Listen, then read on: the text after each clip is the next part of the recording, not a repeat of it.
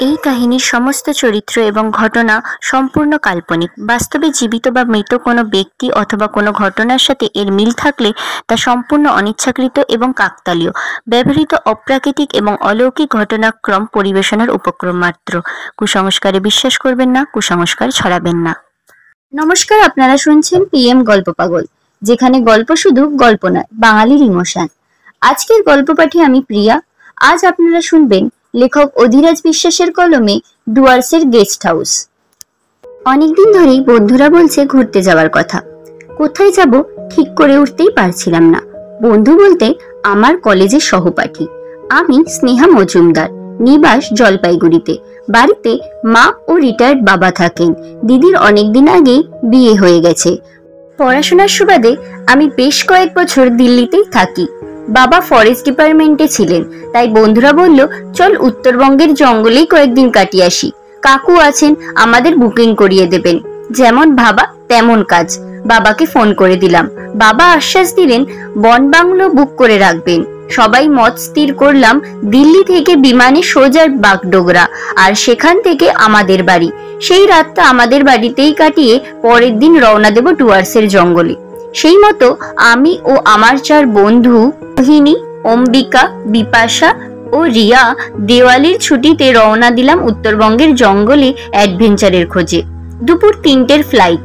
দিল্লি বিমানবন্দরের কাছেই আমাদের হোস্টেল, তাই দুপুর 1টার মধ্যে খেয়ে নিয়ে বিমানবন্দরে পৌঁছে গেলাম। দুর্গাপুজোতে বাড়িতে যাইনি, তাই বাড়ি যাওয়ার আলাদাই আনন্দ হচ্ছে মনে মনে।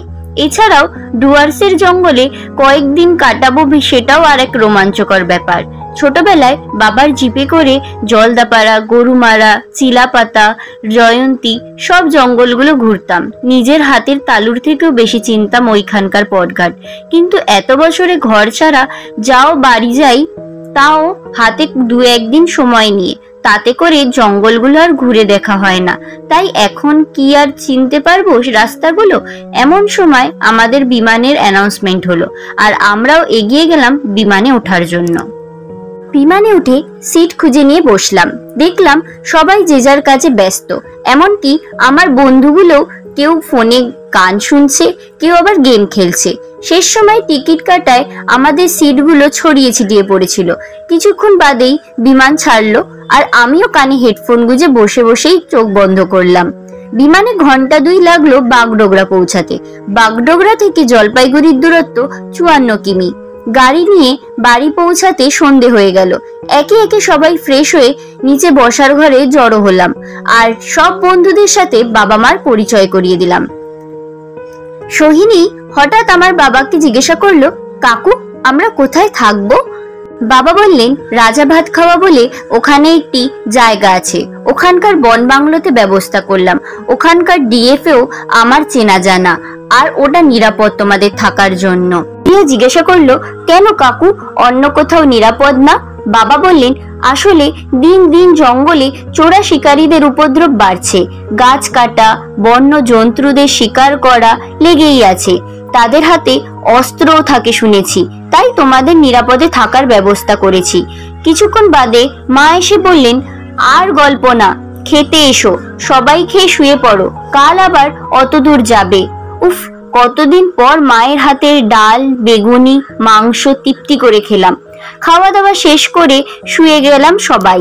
সকালে উঠে দেখি আমি বাদে সবাই টেবিলে বসে ব্রেকফাস্ট সেরে নিচ্ছে। খেতে খেতে অম্বিকা বাবাকে জিজ্ঞাসা করলো, কাকু জায়গাটার নাম অমন কেন? আমি জিজ্ঞাসা করলাম কোন জায়গা? বাবা বললেন ওই রাজা ভাত খাওয়ার কথা হচ্ছে। আসলে কেউ কেউ বলে কুচবিহারের রাজার একসময় ওখানে পিকনিক করতে আসতেন, আবার কেউ কেউ বলে ভুটান রাজা কুচবিহারের রাজার সাথে ওখানে বসে ভাত খেয়েছিলেন, তাই এমন নাম। সকালের খাবার শেষ হতে হতেই দেখি গেটের বাইরে গাড়ি চলে এসছে। সবাই যে যার ব্যাগ গুছিয়ে গাড়িতে চেপে বসলাম। জলপাইগুড়ি থেকে রাজা ভাত খাওয়ার দূরত্ব 134 কিমি, প্রায় 3.5 ঘন্টার পথ। ড্রাইভার দাদার নাম রামরতন। দাদা এই কদিন আমাদের সাথেই থাকবেন আর নানান জায়গা ঘুরে দেখাবেন। গাড়িতে যেতে যেতে দাদার কাছ থেকে শুনেছিলাম আগে নাকি বন বাংলোতে খাবার খুব প্রবলেম ছিল, নিজেদের বাজার করে নিয়ে যেতে হতো, কিন্তু এখন নাকি তার আর দরকার হয় না। একটু আগের থেকেই বলতে হয়, ঠিকই কিন্তু ওরা সব ব্যবস্থা করে দেয়। দুপাশে চা বাগান আর মাঝখান দিয়ে রাস্তা, দারুণ লাগছে বাইরের পরিবেশটা। এইদিকে আসলেই প্রাণ খুলে নিঃশ্বাস নিতে পারি, কোথাও কোনো দূষণ নেই। দেখতে দেখতে রাজভাত খাওয়াতে চলে আসলাম, কিন্তু ওখানকার বনবাংলোতে গিয়ে জানতে পারলাম আমাদের নামে বুকিং করার ব্যবস্থা হয়েছিল ঠিকই, কিন্তু এক মন্ত্রীর পরিবার চলে আসাতেই আমাদের নামের বুকিং করা যায়নি। আমরা চাইলে জয়ন্তী বনবাংলোতে গিয়ে থাকতে পারি। দুপুর হয়ে গেছে, খিদেও পাচ্ছিল। সেই সময় রামরতন বলল, ভাই আমাদের বাইরের বাজার থেকে কিছু খেয়ে তারপর জয়ন্তী গেলে ভালো হয়, কারণ জয়ন্তী যেতে ঘন্টাখানেক সময় লাগবে। বাইরে এসে একটা ধাবা দেখে দাঁড়ালাম, সবাই মুখ হাত ধুয়ে খেতে বসলাম। বাবাকে ফোন করে সব জানালাম আর বললাম, চিন্তা করো না, ঠিক থাকার ব্যবস্থা করে নেব। এমন সময় ধাবার বাইরে অনেক পুরনো একটা সাইনবোর্ড দেখতে পেলাম, মায়া গেস্ট হাউস। আমি সবাইকে দেখালাম সাইনবোর্ডটা। অম্বিকা বলল, চল গিয়ে দেখি, যদি পছন্দ হয় তবে থাকবো, নয়তো জয়ন্তী যাব। উত্তম প্রস্তাব, সবাই এক কথায় রাজি। ধাবার মালিককে মায়া গেস্ট হাউসের নাম বলতেই মালিকের মুখটা কেমন যেন হয়ে গেল। ধাবার মালিক বলল, সোজা রাস্তা বরাবর 10 থেকে 20 মিনিট যাবেন, তারপর দেখবেন বাহাতে একটা রাস্তা নেমে গেছে। রাস্তা বরাবর সোজা গেলেই বাড়িটা, কিন্তু ও বাড়িতে যাবেন না, ভালো না। কেন, কি আছে ওই বাড়িতে জিজ্ঞাসা করলে সোহিনী। মালিকটি বলল, কেউ যায় না, বলে রাতে নানান ধরনের শব্দ হয়।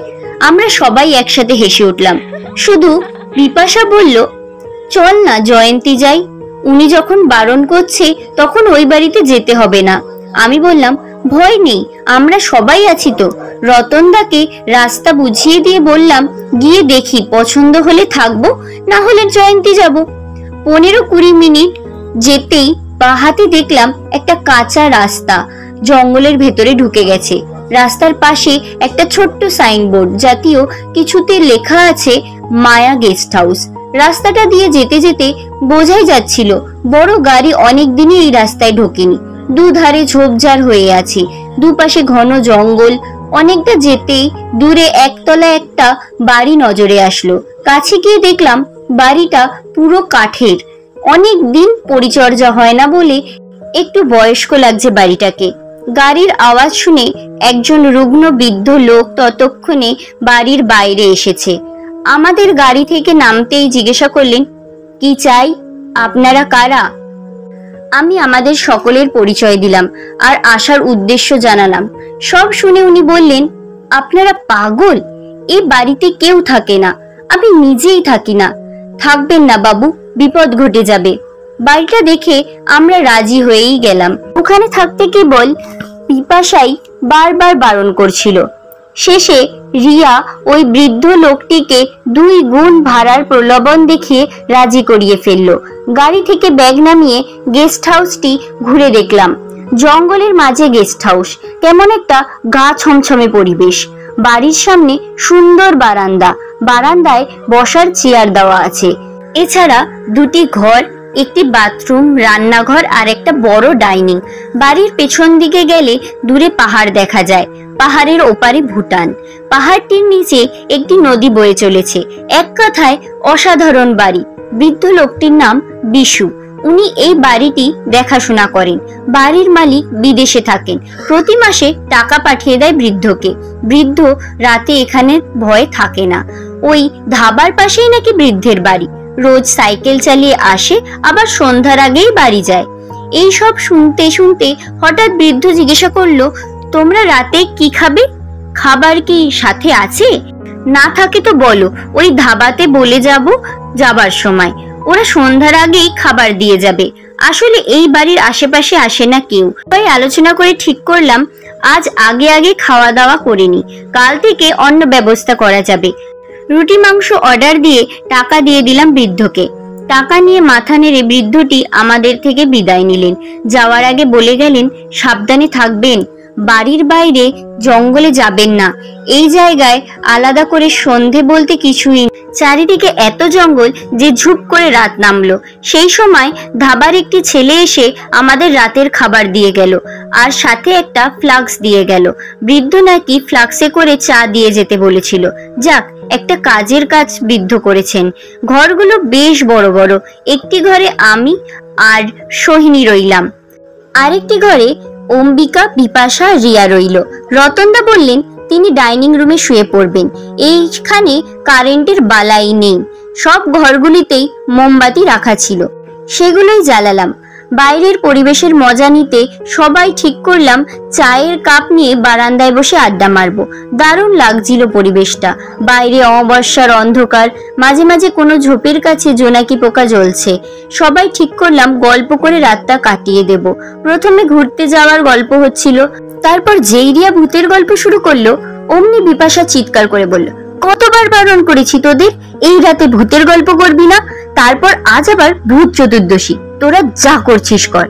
এই বলে বিপাশা ঘরে চলে গেলে। সত্যি জায়গাটা এতটাই জঙ্গলের ভেতরে যে কেউ এর দিকে ঘেঁষে না।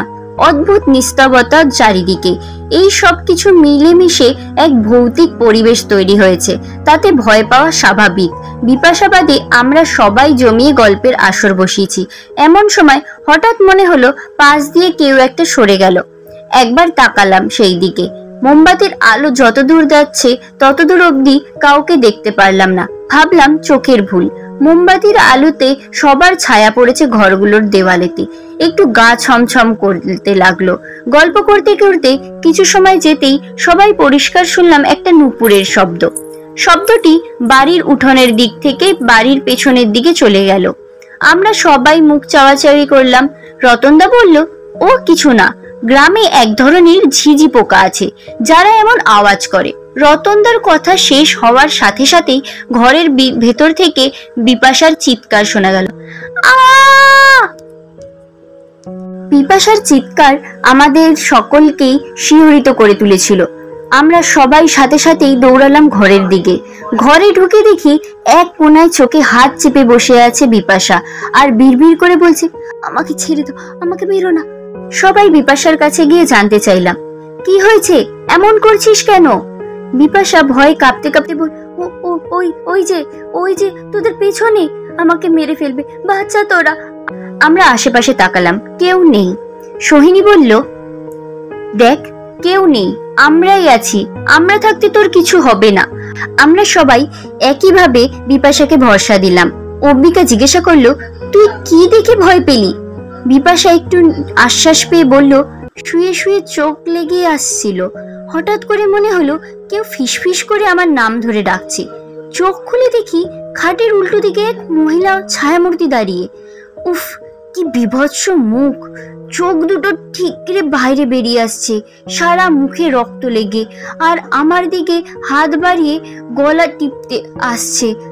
আমি বিপাশার ভয় কাটানোর জন্য বললাম, দেখ কেউ নেই, তুই ভুল দেখেছিস, আমরা এতক্ষণ বাইরে বসেছিলাম, কেউ তো আসেনি এই দিকে। আমার কথাটা শেষ হতে পারলো না, এমন সময় বাইরে থেকে এক মহিলার হাসির আওয়াজ শুনতে পেলাম।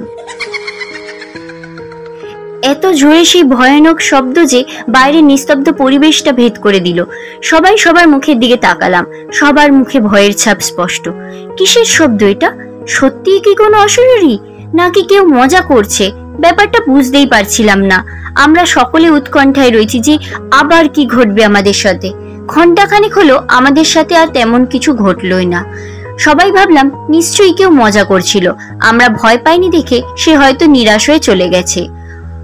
অম্বিকা বলল, শোন, বেশি রাত করে লাভ নেই, তাড়াতাড়ি খেয়ে নি, রাতে সবাইকে একটু সাবধানে থাকতে হবে। সেই মতো আমরা তাড়াতাড়ি খাবার খাবো বলে সব জোগাড় করছি, এমন সময় রান্নাঘরের পেছনের দরজায় জোরে জোরে ধাক্কার আওয়াজ। আমরা চমকে উঠলাম। আবার কে? রতনদা বলল, দাঁড়াও আমি দেখছি। দরজা খুলল রতনদা। আমরাও পেছন পেছন গেলাম দেখতে। দেখি বাইরে কেউ নেই। রতনদা বলল, তোমরা সবাই ঘরে থাকো, বাইরে এসো না, আমি একটু বাইরেটা দেখে আসি। রতনদা রান্নাঘরের পেছনের দরজা খুলে হাতে টর্চ জ্বালিয়ে জঙ্গলের দিকে চলে গেল। ঘরের ভেতরে আমরা 5 জন। আচমকা বিপাশা ভয়ানক গলায় বলে উঠল, মরবি, তোরা সবাই মরবি।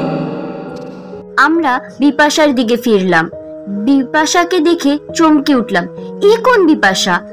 আমরা তো এই বিপাশাকে চিনি না। বিপাশার চোখগুলো রক্তের মতো লাল, আর সেগুলো ঠিকরে বেরিয়ে আসছে বাইরে। মুখের আকারও বদলে গেছে, মুখের কোনায় একটা বিদ্রুপের হাসি। আমরা সবাই বিপাশাকে অমন রূপে দেখে ভয় পেয়ে গেলাম। আমি বললাম, বিপাশা, কি হয়েছে তোর? আমরা সবাই পরিষ্কার দেখলাম ক্রমশ বিপাশার মুখটা বদলে যাচ্ছে, আর সারা মুখে রক্তের দাগ ফুটে উঠেছে।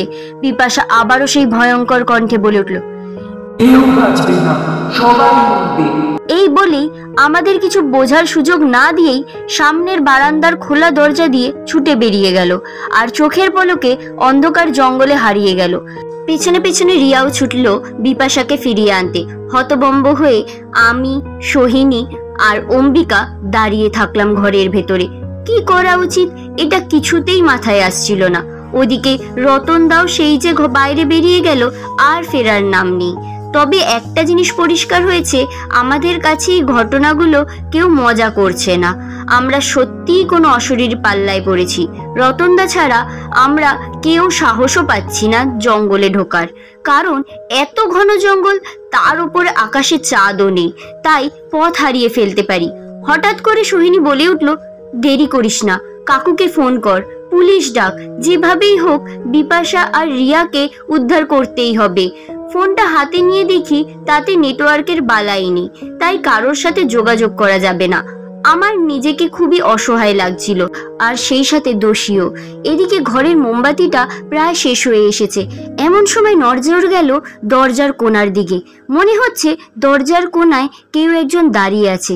আলো আধারিতে ও পরিষ্কার দেখতে পেলাম এক মহিলা ছায়ামূর্তি, যার চোখগুলো লাল রঙের, আর চোখগুলো ঠিকরে বাইরে বেরিয়ে আসছে, সারা মুখে রক্তের দাগ। মূর্তিটি ক্রমশ এগিয়ে আসছে আমাদেরই দিকে। আমি ইশারা করলাম সোহিনী আর অম্বিকাকে ওই মূর্তিটা দেখার জন্য। বিভৎস সেই মূর্তি, বিপাশা ঠিকই বলেছিল। খেয়াল করলাম সোহিনী আমার আর অম্বিকার হাত ধরে টানছে পেছনের দরজার দিকে, আর সেই সময় ঘরের মোমবাতিটাও নিভে গেল। মোমবাতিটা নিভে যেতে যেতেই দেখলাম ঘরটা কেউ বাইরের অন্ধকার গ্রাস করে নিয়েছে। সোহিনী কোনো মতে আমাকে আর অম্বিকাকে বাড়ির বাইরে বের করে আনলো। বাড়ির বাইরে এসে মনে হচ্ছে ঘরের ভেতরে কেউ যেন দাপাদাপি করছে, আর সেই সাথে বিকট চিৎকার। সোহিনী বলল, দৌড়া সবাই, কেউ কারোর জন্য দাঁড়াবি না, সোজা দৌড়া। মনে হয় সোজা গেলেই বড় রাস্তায় উঠবো, আর সেখান থেকেই কারোর সাহায্য নিয়ে পুলিশের কাছে যেতে হবে। আমরা তিনজনেই সোজা দৌড়াতে শুরু করলাম। চারিদিক এতটাই অন্ধকার যে কিছুই দেখা যাচ্ছে না। কখনো গাছের সাথে ধাক্কা খাচ্ছি, কখনো হোঁচট খাচ্ছি, তাও নিজেকে সামলে নিয়ে আবার দৌড়াচ্ছি। এইভাবে কতটা দূর এসেছি খেয়াল নেই। হঠাৎ পিছনে ফিরে দেখি সোহিনী আর অম্বিকা কেউই নেই। আমি ভয় পেলাম, ভাবলাম তবে কি ভুল রাস্তায় চলে এসেছি? মোবাইলটাও গেস্ট হাউসেই ফেলে এসেছি, তাই ওদের নাম ধরে ডাকা ছাড়া আর কোনো উপায়ই নেই। সোহিনী আর অম্বিকার নাম ধরে ডাকলাম, কিন্তু কারোর কোনো সাড়া পেলাম না। কি করব কিছুই বুঝতে পারছি না, কোন দিকে যাব। এমন সময় এক ভয়ানক চিৎকার কানে এসেছিল। যে দিক থেকে শব্দ এসছিল একটু সাহস করে এগিয়ে গেলাম সেদিকে। কিছুটা যেতেই আমি চমকে উঠলাম, তার কারণ আমি গেস্ট হাউসের পেছন দিকের সেই নদীটার পাড়ে এসে উপস্থিত হয়েছি। তার মানে আমি এতক্ষণ জঙ্গলেই পথ হারিয়ে ফেললাম, কিংবা কোনো অজানা শক্তি আমাকে বাড়িটার সীমানা থেকে বেরোতেই দেয়নি। ওখানে দাঁড়িয়ে গেস্ট হাউসটিকে পরিষ্কার দেখতে পাচ্ছিলাম। দূর থেকে গেস্ট হাউসকে আরো বেশি ভয়ঙ্কর লাগছে। একে অন্ধকার জঙ্গল, তার উপরে ভুতুরে বাড়ি, সবকিছুর মধ্যে আমি একা। ভাবতেই যেন হৃৎপিণ্ডটা আরো জোরে ধরধর করে উঠল। জামা প্যান্ট সব ঘামে ভিজে গেছে। মনে হয় সত্যিই বেঁচে ফিরতে পারবো না। বাকিরা কোথায় কে জানে, আদৌ বেঁচে আছে কিনা জানি না। দূরে নদীর পাড়ে একজনকে দেখতে পেলাম, কেউ শুয়ে আছে, একটা ক্ষীণ বাঁচার আশা আছে। দেখে ছুটে গেলাম তার দিকে, কিন্তু গিয়ে চমকে উঠলাম, দেখি রোহিণী শুয়ে আছে সেখানে। একটু ঝুঁকে দেখলাম রোহিণী আর বেঁচে নেই। রোহিণীর গলাটা রক্তে ভেজা, চোখগুলো কেউ খুবলে বের করে নিয়েছে, সারা মুখে রক্তের ছাপ। আচমকা রোহিণীর মৃত শরীরটা উঠে বসে আমার গলাটা চেপে ধরলো। উফ, হাত দুটো ক্রমশ শক্ত হয়ে চেপে ধরছে আমার গলাটা। আমার দম বন্ধ হয়ে আসলো। কোনো ক্রমে রোহিণীর হাত ছাড়িয়ে ছুটে গেলাম জঙ্গলের দিকে, যতক্ষণ পালিয়ে বাঁচা যায়। দৌড়াতে দৌড়াতে আচমকা কিছুতে হোঁচট খেয়ে পড়ে গেলাম। ফিরে দেখি সেটা একটা লাশ, আর লাশটা রতনদার। মনে হচ্ছে এবার আমার পালা, আমিও এইভাবেই মরবো। সেই সময় পেছন থেকে রক্ত জল হয়ে যাওয়া মহিলার চিৎকার। অনুভব করলাম আমি চলার শক্তি হারিয়ে ফেলেছি। ক্রমশ কেউ যেন আমাকে পেছনে টানছে, মাথাটা ঘোরাচ্ছে, গলা শুকিয়ে গেছে, বুকটা এত জোরেই ধরফর করছে যে মনে হচ্ছে বুকটা এবার ফেটেই যাবে। একটা বড় গাছ ধরে একটু হাঁফ নেব বলে দাঁড়িয়েছি, এমন সময় কেউ একজন পেছন থেকে আমার কাঁধটা ধরলো। পেছনে ফিরে দেখি একটা ছায়া মূর্তি। ব্যাস, আমার আর কিচ্ছু মনে নেই। যখন জ্ঞান ফিরলো দেখি ভোর হবে হবে করছে। আমি একটা মন্দিরের দালানে শুয়ে আছি, পায়ের ওপর সোহিনী আর অম্বিকা বসে। আমার জ্ঞান ফিরেছে দেখে অম্বিকা বলল, যাক বাবা, তুই অন্তত বেঁচে গেলি। সাধু বাবা ছিলেন তাই এই যাত্রায় রক্ষা। আমি কেঁদে ফেললাম। আর রতনদা বেঁচে নেই। বিশ্বজিতের খোঁজ পেলি? সোহিনী মাথা নেড়ে না, পাইনি। আমি বললাম, কিন্তু তোরা কি করে বেঁচে গেলি? সোহিনী বলল, আমরা দৌড়াতে দৌড়াতে রাস্তা খুঁজে পাচ্ছিলাম না, তখনই নজরে আসলো এই মন্দিরের বাইরে মশাল জ্বলছে। মন্দিরে এসে দেখি সাধু বাবা বসে আছেন। সাধু বাবাকে সব ঘটনা খুলে বললাম। ওই ভয়ানক মহিলার চিৎকার শুনে আমরা এগিয়ে যাচ্ছিলাম ওই দিকে। তারপর দেখি তুই দৌড়ে আসছিস, আর তখনই তুই সাধু বাবাকে অন্ধকারে দেখে অজ্ঞান হয়ে গেলি। এমন সময় পাশে থাকা সাধু বাবা বলে উঠল, তোমাদের ভাগ্য ভালো, তাই তোমরা বেঁচে গেলে। ওটা পিশাচিনীর বাড়ি। অনেক কাল আগে ওখানে এক পরিবার বাস করত। বাড়ির কর্তা তন্ত্র সাধনা করতেন। একদিন সাপের কাপড়ে ওনার স্ত্রী মারা যায়। তখন উনি ওনার স্ত্রীকে দাহ করেননি, বরং তন্ত্র সাধনা করে স্ত্রীকে বাঁচিয়ে তুলবেন বলেছিলেন, কিন্তু সাধনা সফল হয়নি। দুদিন পর বাড়ির কর্তার লাশ পাওয়া যায় ওই নদীর চরে, কিন্তু বাড়িতে ওনার স্ত্রীর মৃতদেহ পাওয়া যায়নি। পুলিশ বাড়িটা বন্ধ করে দেয়। তখন থেকেই সবাই ওই বাড়িটা এড়িয়ে যেত ভয়ে। সবাই বলতো ওই স্ত্রী পিশাচিনীতে পরিণত হয়েছে। অমাবস্যার আগে ওই পিশাচিনীর শক্তি অনেক গুণ বেড়ে যায়। কেউ ভুল করে ওই বাড়ির সীমানায় ঢুকে গেলেই আর ফিরে আসতে পারে না। তারপর সরকার থেকে বাড়িটা অন্য একজন কিনে গেস্ট হাউস বানায়, আর বিশুকে দিয়ে যায় দেখভালের জন্য। আশ্চর্যের ব্যাপার, বিশুকে আজ অব্দি ওই পিশাচিনী কোনো ক্ষতি করেনি, যদিও বিশু রাতে ওখানে থাকে না। আর এই ধরনের পিশাচের শক্তি দিনে থাকে না। চলো তোমাদের বড় রাস্তা অব্দি এগিয়ে দিয়ে আসি। এই বলে সাধু বাবা উঠে দাঁড়ালেন। সোহিনী আর অম্বিকার কাঁধে ভর দিয়ে আস্তে আস্তে এগিয়ে গেলাম বড় রাস্তার দিকে। বড় রাস্তায় উঠতেই স্থানীয় লোকদের দেখতে পেলাম। তারা আমাদের দেখে এগিয়ে আসলো, আর তাদের সাহায্যে নিয়ে পৌঁছালাম থানায়। থানায় অফিসার সব শুনলেন, আর সাথে সাথে বিপাশাকে খুঁজতে আর বাকিদের দেহ আনতে জঙ্গলে যাবেন স্থির করলেন। যাবার আগে বলে গেলেন, তোমরা এখানেই থেকো, আর মিস্টার রায়কে থানায় ফোন করে খবর দাও। আমরা ততক্ষণ জঙ্গলে খুঁজে দেখি। আমি বাবাকে ফোন করে দিলাম। কয়েক ঘন্টা পর অফিসার ফিরলেন, আর সাথে রিয়া আর রতনদার ক্ষতবিক্ষত দেহ নিয়ে আসলেন, কিন্তু বিপাশাকে কোথাও খুঁজে পাননি। বেলা বাড়তেই বাবা মা দুজনেই চলে আসলেন। বাবা মাকে দেখে আমি কাঁদতে কাঁদতে গিয়ে বাবাকে জড়িয়ে ধরলাম। বন্ধুদের বাড়িতেও খবর দেওয়া হলো থানা থেকে, আর বাবা আমাদের সকলকে নিয়ে ফিরে আসলেন আমাদের বাড়ি। পরের দিন খবরের কাগজে বেরিয়েছিল খবরটা, যদিও তাতে ভূতের কোনো কথাই ছিল না। লেখা ছিল, ডুয়ার্স ঘুরতে এসে বন্য জন্তুর আক্রমণে নিহত দিল্লির ছাত্রী ও তাদের ড্রাইভার। এখনো একজন ছাত্রী নিরুদ্দেশ। বিপাশাকে খুঁজে পাওয়া যায়নি। স্থানীয় লোকেরা বলে মাঝে মাঝে বিপাশাকে ওই জঙ্গলে দেখা যায়, কিন্তু তারপরেই কোথায় হারিয়ে যায়। আর আজও আমি চোখ বন্ধ করলেই সেই বিভৎস মুখটা দেখতে পাই। আজ আপনারা শুনলেন লেখক অধিরাজ বিশ্বাসের কলমে ডুয়ার্সের গেস্ট হাউস, যেখানে ডুয়ার্স ঘুরতে এসে এক ভয়ানক ভৌতিক ঘটনার সম্মুখীন হন দিল্লির ছাত্রীরা। একজন ছাত্রী ও তাদের গাড়ির ড্রাইভারের প্রাণ হারায়।